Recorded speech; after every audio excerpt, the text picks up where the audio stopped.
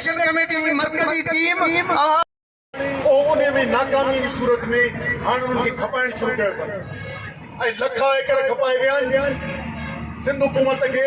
सिंध के माण्हुनि जी इज्जत माल ऐं तरक्की की तहफ़ुज़ करणो आहे न कि हितां जी ज़मीनुनि जो विकिरो करणो आहे पर छो त उन्हनि जी क़यादत हाकी आसिफ अली खान ऐं ॿिया बिल्डर माफिया सां गॾिजी ऐं धंधो करे रहिया आहिनि ऐं हितां जा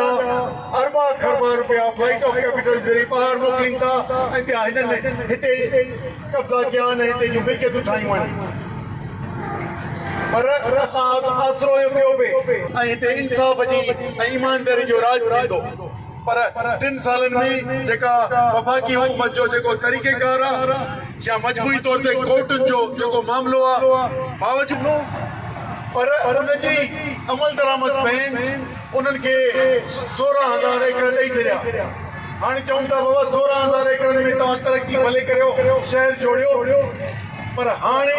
उन्हनि जो 16,000 न पर 40,000 खां मथे एकड़ कब्ज़ो करे चुका आहिनि लखनि ते कब्ज़ो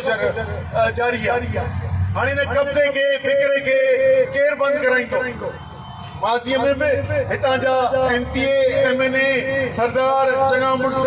जेके हिन जमायत सां तालुक़ रखनि था उन्हनि सिंध खे विराइण में बि देरि न कई न सिर्फ सरदार पर उनजा कारकुन भी जेके असेंबली में पाकिस्तान पीपल्स पार्टी जा उहे भी भाड़िया निकता उहे भी सिंध दुश्मन निकता उन करे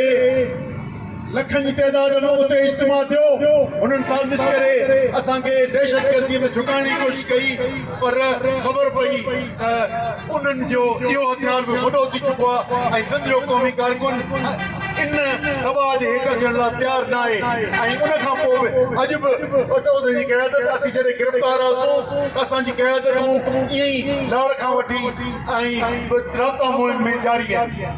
तव्हांखे इहो चवणु आहे महिरबानी करे पाण पंहिंजनि माण्हुनि खे इहो ई मैसेज ॾियो त बाबा सिंध जी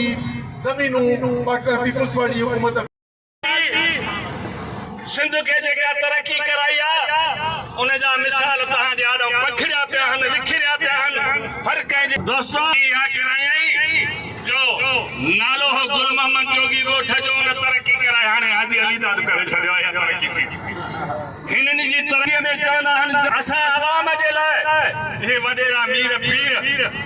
इन्हनि असांजे लाइ जेको दर्द कयो आहे असांजे लाइ जेको सूरनि जो सामान कयो आहे इन मां ख़बर न आहे साईं रियाज़ साहब ॿुधाईंदो त अलाए कॾहिं जान छुटंदी ऐं असां को सुख जो साह खणंदासीं दोस्तो सिंधनि खां पर सिंध जो हक़ी हाकिमियत बि खसे वञनि ऐं सिंध जे समूर मुआशी इक़्तिसादी मसीलनि ते कब्ज़ा कनि ऐं कब्ज़ो जो जेको माना पाकिस्तान जे क़याम खां वठी हलंदो पियो अचे उन सिलसिले खे अॻियां वधीक ख़तरु सम्झी पंहिंजो शिकिल में शामिल माना समूरनि पार्टियुनि ही समझो त हींअर सिंध मथां ही ॾुखियो वक़्तु आहे ही ख़तरनाक माना सूरताल आहे ही संगीन क़िस्म जी सूरताल आहे त पोइ असीं घर में ख़ामोश